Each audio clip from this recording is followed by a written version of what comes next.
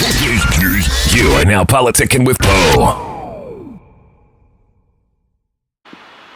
Hey guys, it's Rangel. I'm here on the Poe Politics Show. I'm a young entrepreneur and here to inspire a lot of people, all shapes and sizes. So if you want to know a little bit more of what I do on a day-to-day basis, follow me on Snapchat. It's luisrangel.tv. Welcome back to PolePoliticking.com. Make sure you subscribe, like the video. Now politic with my homie Louis Rangel. Is that how you say your last name? Make sure I say it right. Oh man, it's fine. It's good. How you say it? Oh, Rangel? Yeah, Rangel. All right, he's an entrepreneur. He's in the real estate, e-commerce.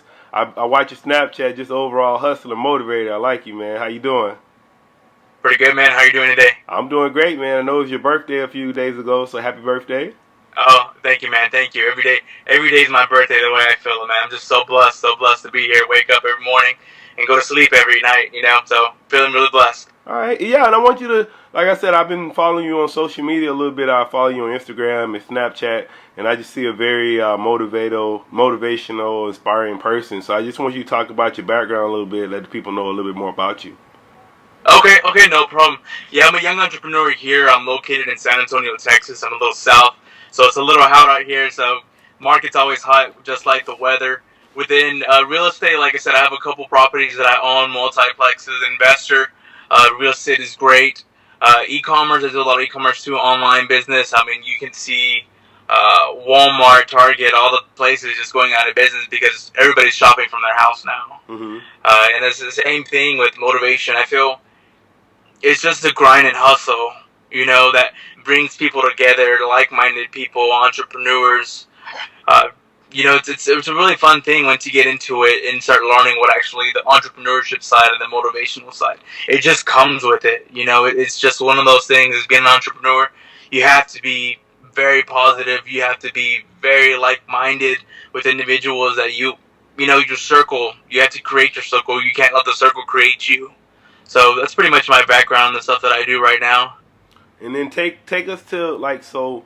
When did this click? Because I know with me, something just clicked, and it just went to 100 to 1,000. So when did that click happen for you?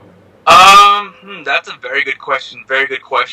I think it started slowly happening. Like I was getting little peaks, little peaks of it, and then finally it was just somebody opened the door and bam, it was full blast. But honestly, I think it had to happen when my grandmother passed away. Actually, my grandmother passed away a couple years ago, and it was a big family. We come from a very big family. She has about 12 kids, 9 males and 3 females. And after her funeral passing, after the pastor spoke, nobody went up to speak and to say anything.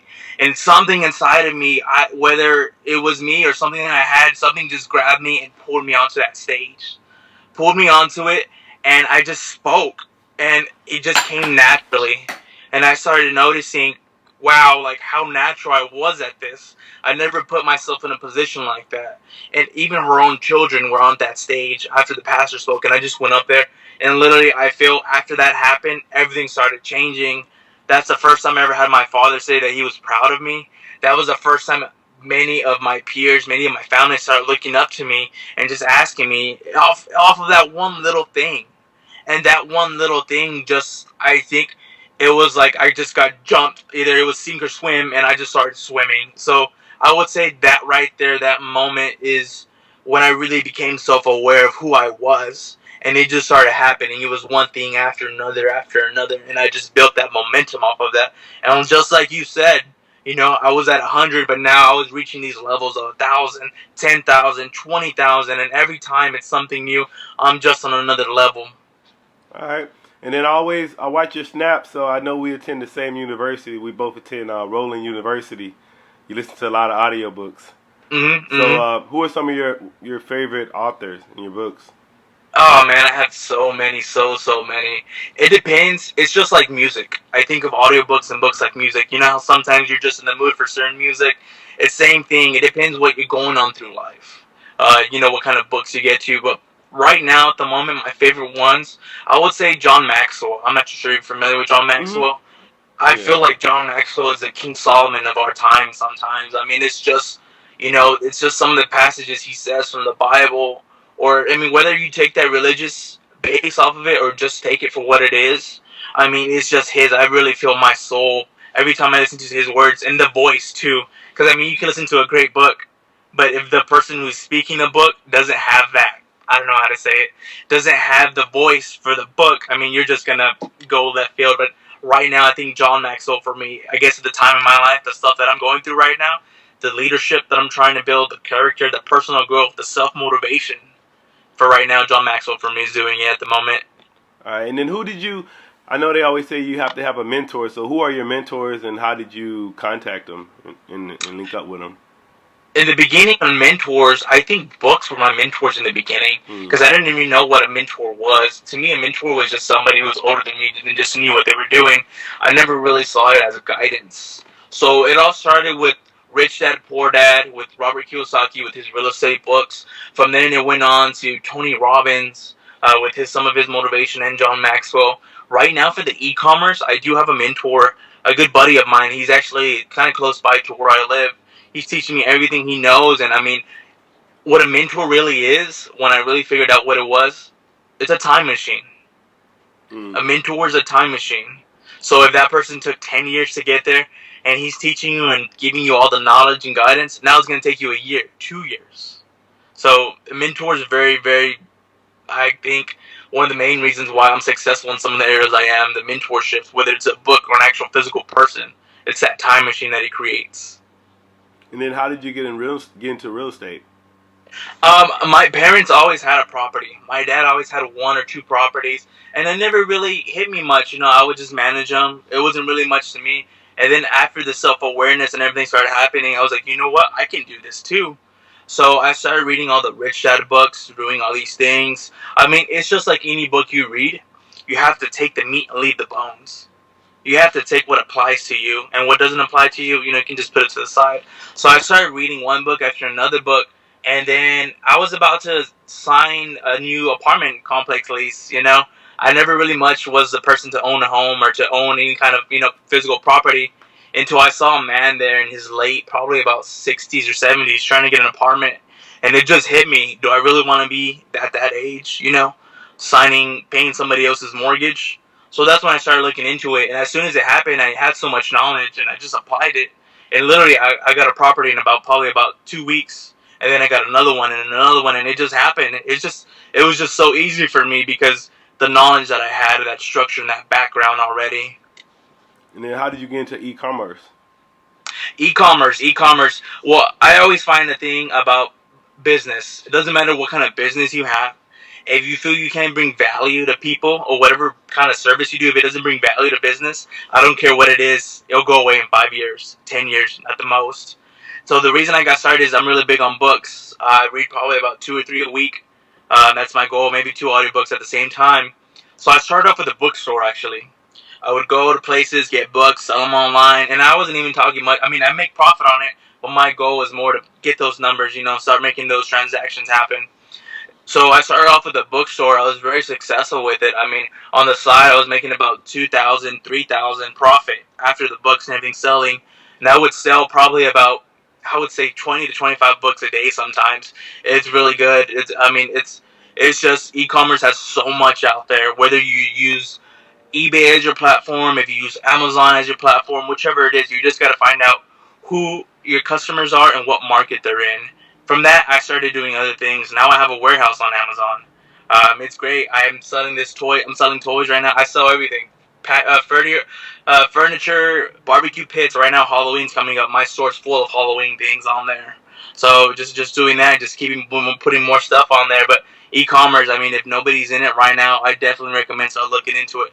And if they do have a business, regular physical business, start looking to bring in an online platform, start having multiple sources of income because of that e-commerce.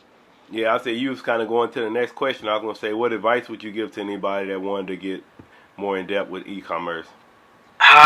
Find out what you want to sell and who your customer wants to be in. It's better to be a big fish in a little pond than to be a little fish in a big pond when you're starting out. The reason is for it is because you rather learn, your mistakes early on than later off. A $5 mistake is not the same as a $10,000 mistake. So think about that. Think about before you sign a loan, start, a business, everything else before you get on a loan. So I would recommend start looking anything you want to do, even with e-commerce. Find out who's doing it and just copy what they do. We live in an industry right now of copy and paste, like I like to say. If you see somebody that's doing it, ask them, be like, hey, what are you doing? How are you doing it? Find out. And I mean, there's so many things. I feel Snapchat, like you mentioned, that's kind of where we connected on Snapchat. I'm not too sure you're familiar with Ghost Codes. There's a thing on there, you just download it. There's so many categories of entrepreneurs, so you just see who's on there or just Google what you want to do. And one thing that is hard, though, it's hard to try to get a one-on-one on them. A one-on-one, be like, hey, man, can I get some time? I really want to know what you're doing. A lot of people don't have time for that, especially even me. I get people sometimes. But one thing I noticed that put me aside from everybody else when I ask people, be like, hey, I know you're a busy man. I'm a busy person too. If you give me about 30 minutes of your time, I would love to learn what you do, and I'll even donate $100 to your favorite charity of choice.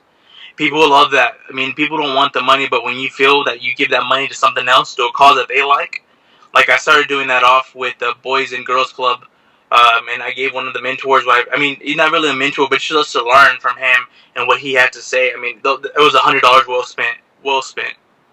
Yeah, I know you. I've been following your Snap. I know you're involved with the Boys and Girl Club. So can you talk about that? Yeah. Oh man, that I feel like that's my real mission. I mean, all this business stuff and all this stuff that I'm actually doing is to create a money machine, so I don't have to worry about money. But that's my true passion. I'm trying to become a role model. I already am a role model. I'm just trying to plant seeds.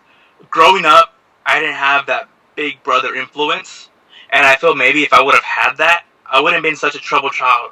Not that I was in gangs or, getting into trouble with the law or anything like that, but I mean, I would have had a little bit, a better head on my shoulders if I had somebody to look up to. So that's what I've been doing with the Boys, Big Brothers and Big Sisters organization right now. I'm working with the director right here in San Antonio. We're actually going to try to bring more people on. I'm trying to get some of these. I'm a visiting professor at a community college here. I'm trying to get the students to interact with that, just giving them kids options and just learning, hey, whether you want to go to college or you want to start a business, just to start planting these seeds in these kids' heads early on, and then just letting them water it over time, and it works. It works. I think that's what happened to me. I had that local community college. One time they came to our school. I mean, nobody even graduated from high school, from my family, except for my mother. And then they started talking about college, and college was never something in my vocabulary growing up.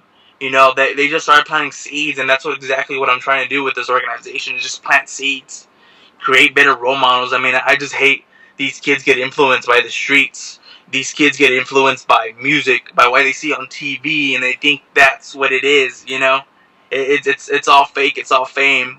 I'm just trying to create a better household, too, at the same time for these kids, I know a lot of these kids come from a family that, father's not there, mother's not there, they live with grandma or grandpa, so they don't have that connection. Grandma doesn't know about Snapchat, grandma doesn't know about, Instagram, all these new platforms.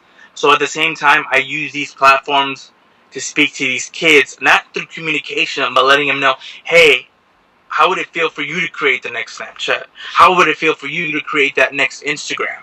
Just giving these kids a bigger vision when they really have is exactly what I'm doing as I'm planting these seeds. So what do you see yourself in 5 years? Oh, man. Hopefully, if everything goes well, I really want to start speaking. I've been speaking a couple times here. Locally, I've been to other places, and I really want to speak.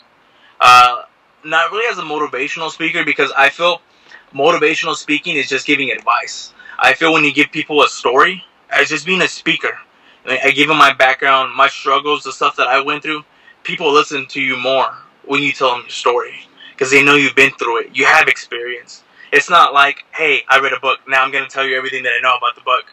It's actually putting it into play and from the stuff that I've done. So in 5 years, I see myself with my money machine growing, hiring more employees. I already have about 5 employees right now. I'm looking to expand to about 1,000 employees, honestly. Making it big operations, owning multiple apartment complexes within 5 years already. Having everything else. Real estate's a perfect way to build wealth. I don't care who you can see the richest person, all the richest people out there in the 1%, 10%, all their portfolio, they have something to do within real estate. They all do. Because real estate's the easiest way to build wealth. I see myself doing that. And I see myself not trading my time for money anymore and just trading my money for time. Just going out there. If I want to go to Vegas, I'll go to Vegas if I want to. So just all over the place, man. I see myself in 5 years. I'm pretty sure I can talk about it 100, all day. But that's pretty much it. Making that difference in 5 years. Making that difference tomorrow, actually. I don't tell myself, hey, what am I going to do in 5 years? What am I going to do tomorrow? That's going to make the difference. And then who is your brand for? What is that? Who is your brand for? What do you mean by brand? Like what you're doing, like who are you doing it for? Who's your, I guess, your target audience? You was talking about the kids, but pretty much the kids? Yeah, actually, it's the kids. I have younger siblings. I have 3 younger brothers. And most of the stuff, I get people all the time, hey, you talk too much on Snapchat, but it's not for them. They're not the ones that are listening. It's the younger crowd. I feel like my brothers are listening. My younger cousins are listening. Some of the kids that follow me on Big Brothers are listening because they want to listen. It's for them. It's the people who want to listen. So that's my brand. That's my audience. It's them kids right now. I can tell an adult. I can tell an adult 100 times. But for an adult, it's different because they already been through some stuff. I'm trying to do it before these kids have been through it. I don't want them to go out there and then be like, you know what, now I'm ready to start. I want them to start before they go out there onto the street. I want them to start before they finish high school. I want them to start plugging in, these ideas, these seeds at a very young age. So right now, I would say middle school to about, I would say senior. Middle school and just middle school and high school kids right now at the moment. That's my message for. Before they become adults. I know these kids sometimes are 16, already adults because they have kids and stuff like that. But I think once you turn 18, that's when you become an adult. That's when you have to sign your name off to everything. So right before they get that, right before they're legal to buy a gun, right before they're legal to get a drink. So that's who my target audience is: middle school and high school kids. What would you like to say to them?